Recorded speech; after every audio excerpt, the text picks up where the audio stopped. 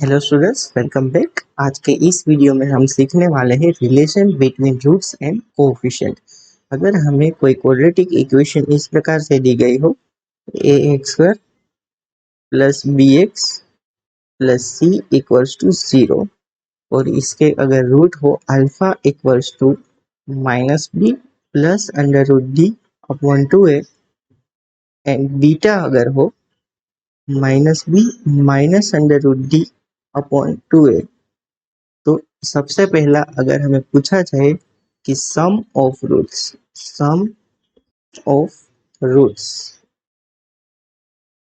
Right, तो वो क्या होगा? Alpha plus beta. तो ये होगा minus B plus under root D upon 2a plus करके minus B minus under root D upon 2a। तो 2a एलसीएम आ रहा है, तो ये होगा minus B plus under root D minus B minus under root D upon 2a। तो ये root D और रूट डी कैंसिल हो रहा है, तो ये बच रहा है alpha plus beta equals to minus 2b upon 2a।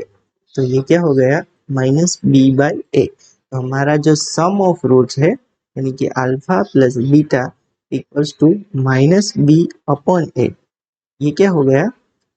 Minus coefficient of, ये बी किसका कोफिशिएंट है? X divided by coefficient of X square, यानी कि ए किसका कोफिशिएंट है? एक्स स्क्वायर का। तो इस प्रकार से हम सम ऑफ रूट्स फाइंड कर सकते हैं। यही लेके हम प्रोडक्ट ऑफ रूट फाइंड करने जा रहा है। तो हमारा सेकंड है प्रोडक्ट ऑफ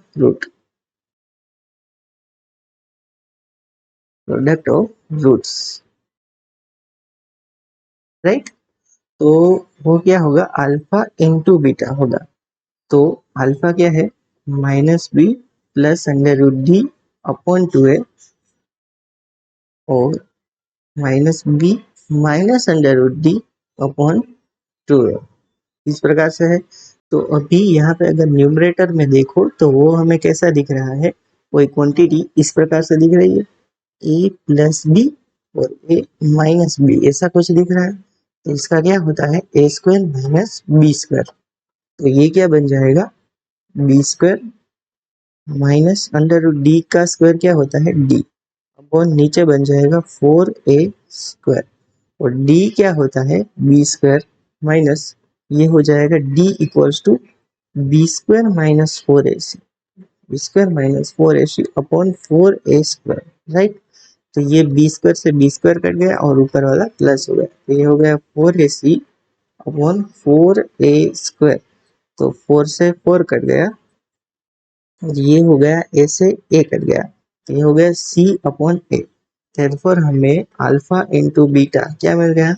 सी अपॉन ए। तो सी क्या था? अगर हमारा इक्वेशन कुछ इस प्रकार से है, A X square plus B X plus C, right. अगर इस प्रकार से इक्वेशन है तो सी बाई ए यानी कि कांस्टेंट टर्म डिवाइडेड बाय ये ए क्या है? एक्स स्क्वायर का coefficient of X square. Product of root जो है वो इस प्रकार से फाइंड किए जा सकते हैं। अभी हम नेक्स्ट देखते हैं डिफरेंस ऑफ रूट। हमारा थर्ड है डिफरेंस ऑफ रूट।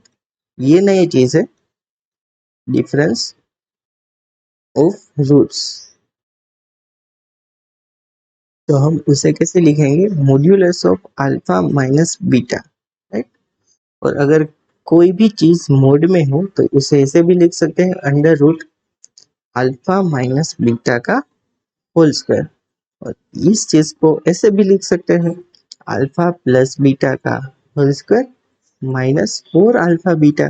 ये मैंने कैसे लिखा? अगर वो आपको समझना है तो ये देखिए, अगर a माइनस बी का स्क्वायर हो तो वो क्या होता है? A square minus 2ab plus B square. तो मैं इसे ऐसे भी लिख सकता हूँ, a प्लस बी का होल स्क्वायर माइनस 4ab, क्योंकि इसका जो एक्सपांशन है वो क्या होता है? A square plus 2ab plus B square उसमें से अगर -4ab कम कर दिया तो अगेन यही बन जाएगा। तो इस प्रकार से a माइनस बी का स्क्वायर है उसे इस प्रकार से लिख सकते हैं, राइट। तो अभी ये ऐसा बन गया। अभी अल्फा प्लस बीटा यानी कि सम ऑफ रूट जो कि हमने अभी सीखा वो क्या था, -b/a, उसका स्क्वायर है तो b² अपॉन a²।